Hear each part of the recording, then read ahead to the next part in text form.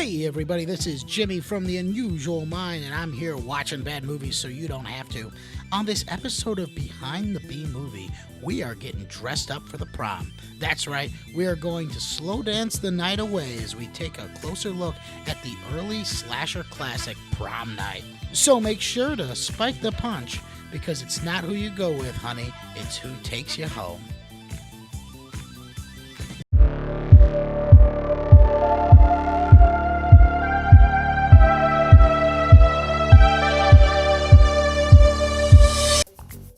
Prom Night is a 1980 Canadian slasher film directed by Paul Lynch and written by William Gray. Lynch developed Prom Night after a meeting with producer Irwin Ypsilanti, who previously worked on John Carpenter's Halloween in 1978. Lynch had wanted to go work on a horror film and had initially pitched Don't Go See the Doctor, a film about a deranged physician who murders his patients. Yabalans instead suggested that Lynch utilize a holiday as the basis for the film, which resulted in Lynch deciding to build the premise around the event of the high school prom. Writer Robert Guza Jr., a University of Southern California film student of whom Lynch was an acquaintance, had written a story about a group of teenagers whose involvement in a tragic event as children came back to haunt them. Guza's story was adapted and incorporated into the film as the central premise and motivation for the film's villain.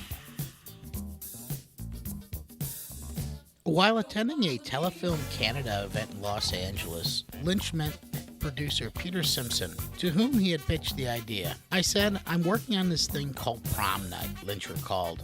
He said, "Look, let's get together and talk." And this was on a Thursday. On Monday, they had read the treatment, came back and said, "We'll make a deal to develop a script and do Prom Night." And that's how Prom Night came about. The film was an international co-production between Canada and the United States, and was made under a tax shelter for American film productions shot in Canada. In the documentary Going to Pieces, Rise and Fall of the Slasher film in 2006, Lynch stated that he was having difficulty securing financing for the film until Jamie Lee Curtis signed on to the project. She received a salary of $30,000, the equivalent to $93,000 in 2019, for her appearance in the film. According to the producer of Prom Night, Eve Plum from television's The Brady Bunch originally auditioned for the role of Kim Hammond, but it was passed over when Jamie Lee Curtis's manager contacted Paul Lynch about her starring in the film. Lynch was enthusiastic about casting Curtis. She had already been established in the horror genre, portraying Laurie Strode in Halloween in 1978. And after auditioning for producer Simpson, which included a dance audition for the film's dance numbers, Curtis was officially cast in the role. Lynch recalled, "For whatever reason, Peter made her jump through hoops, but she wanted it and she got it." According to Curtis, Prom Night was the first project in which she made any money.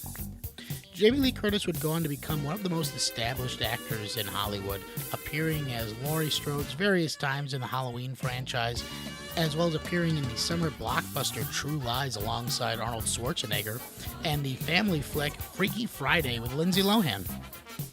Lynch sought out Leslie Nielsen for the role of Kim Hammond's father, as he was one of Canada's most experienced actors, being established in both film and television. He was known in the horror genre as well after appearing in Creepshow. This role marked the last of the serious films for Nielsen, as he spent the remainder of his career focusing on comedies like Airplane, The Naked Gun, Spy Hard, and Mel Brooks' Dracula, Dead and Loving It. The plot follows a group of high school seniors who are targeted at their prom by a masked killer, seeking vengeance for an accidental death of a young girl 6 years earlier. Prom Night was filmed over 24 days in Toronto, Ontario, Canada, with principal photography beginning August 13, 1979, and completing September 13th. The majority of the crew were recent graduates of film schools in Canada. Don Miles Collegiate Institute served as the main school location, while the Langstaff Jail Farm in Richmond Hill was used as the abandoned building, which is featured prominently at the beginning of the film. Art director Reuben Freed wanted to take advantage of Toronto's Victorian architecture and felt that the Langstaff building had an appropriate Gothic appearance. Because of the way the film is structured, the majority of the cast spent little time together collectively, as each one appear in their own individual subplots leading up to the prom. The initial shoot took place in the school, as the crew had to complete before the school was back in session in late August, while the remainder of the shoot spent filming the sequences at various characters' homes. The filming of the dance numbers, which was choreographed by Lynch's sister, were completed without the use of Steadicam. Lynch stated that he was amazed they turned out as well as they did, as the crew had little experience in filming such sequences.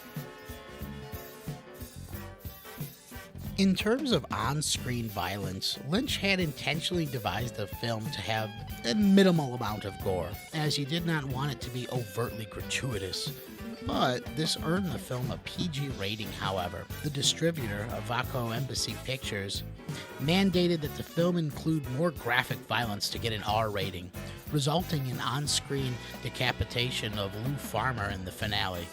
In order to make this sequence appear realistic, the special effects team decided to build a prop floor through which the actor, David Mucci, could place his head, creating the illusion of a severed head on the ground.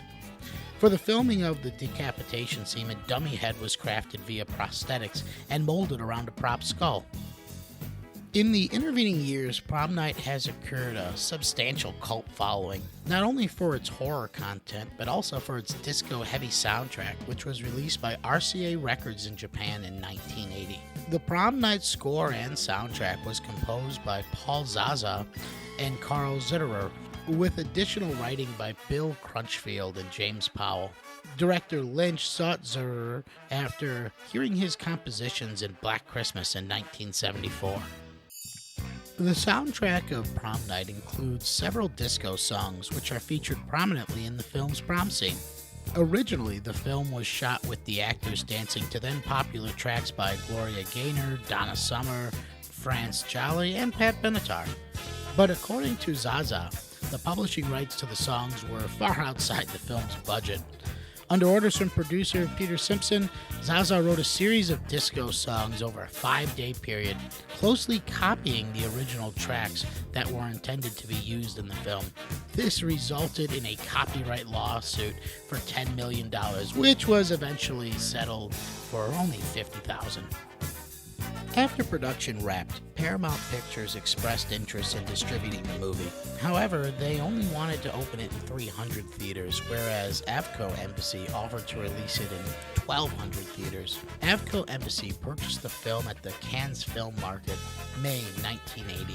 Instead, Paramount released another independent slasher film, Friday the 13th, which premiered 2 months before Prom Night. The film consequently developed an extensive marketing campaign to promote the film. A theatrical trailer was released for the film in June 1980, and the distributor issued a total of 250 prints for the film for theatrical distribution. On July 25, 1980, it was reported that Avco Embassy Pictures was planning a promotional tour for the film, which would have Curtis appearing at openings for the film in various U.S. cities, including New York, Washington, D.C., Baltimore, Cincinnati, Denver, and Los Angeles. Additionally, 10,000 promotional scream pillows were distributed at screenings to keep quiet the outbursts of theater patrons. It was an immediate financial success. Its release platform expanded to major cities such as Los Angeles and New York in August, where it was again met with high box office receipts. At the time, the film was Avco Embassy's most financially successful release, breaking weekend records in Los Angeles, Philadelphia, and New England. By the end of its theatrical run, Prom Night had grossed $15 million in the United States and was Canada's highest-earning horror film of 1980. Upon its release in 1980, Prom Night received mostly unfavorable reviews from critics, which frequently compared it to both Halloween and Carrie. Gene Siskel of the Chicago Tribune referred to the film as, and I quote, a watered-down cross between Carrie and Halloween, though he noted it was not as violent as one might expect, based on the frightening ads of a masked man holding a phallic knife. You'd think that Prom Night was another one of those hideous attacks on promiscuous women pictures. It's not. Gender makes no difference in this routine revenge film. Vincent Cambry of the New York Times praised the film's restrained violence, writing that director Lynch chooses to underplay the bloody spectacle. This isn't to say that there isn't some sticky moments, including the one not especially convincing decapitation, but that more often than not the camera cuts away from the scene or goes discreetly gray before the audience is drenched in gore. This may or may not be the reason the audience with which I saw the film yesterday booed at the end.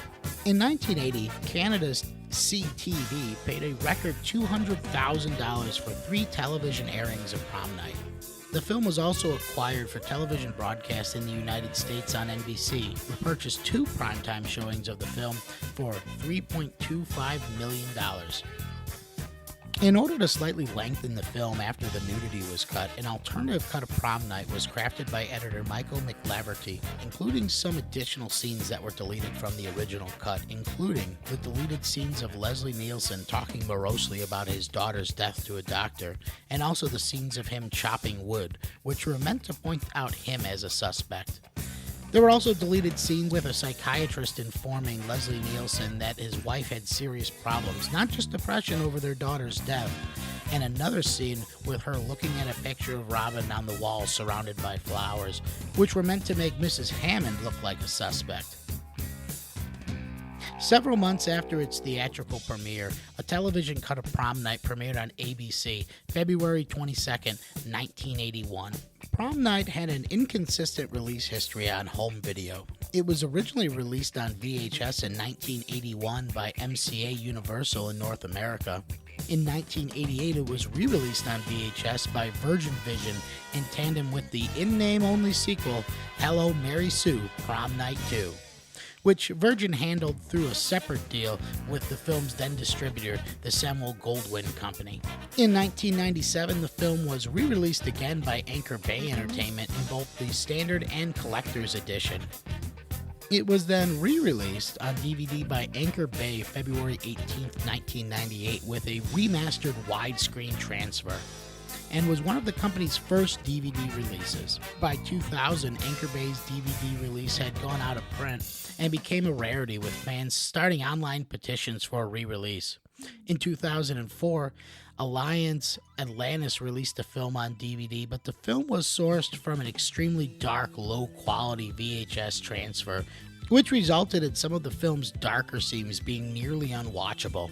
This transfer was also used for the Platinum's Disc full-screen DVD edition for the film in the United States.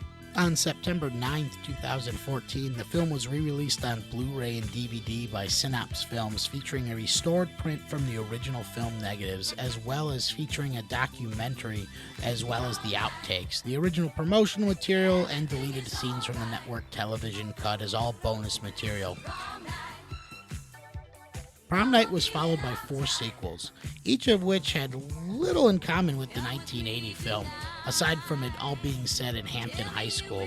In 2008, a remake was released which also bears little resemblance to the 1980 film. Overall, Prom Night, though it is often overshadowed by Friday the 13th and Halloween, found a huge audience during the summer of 1980, where it became a hit on the drive-in circuit. In the 40 years since, it has become a slasher favorite. It attempts to cobble together so many genre conventions in one movie, it winds up being a generic film, though more nuanced and artful than most slashers of the era. I say check it out, if only for the killer soundtrack. And this has been Jimmy with the Unusual Mind, always watching bad movies so you don't have to. Please like, subscribe, and share this video with anybody you think might want to dance the night away at Hamilton High.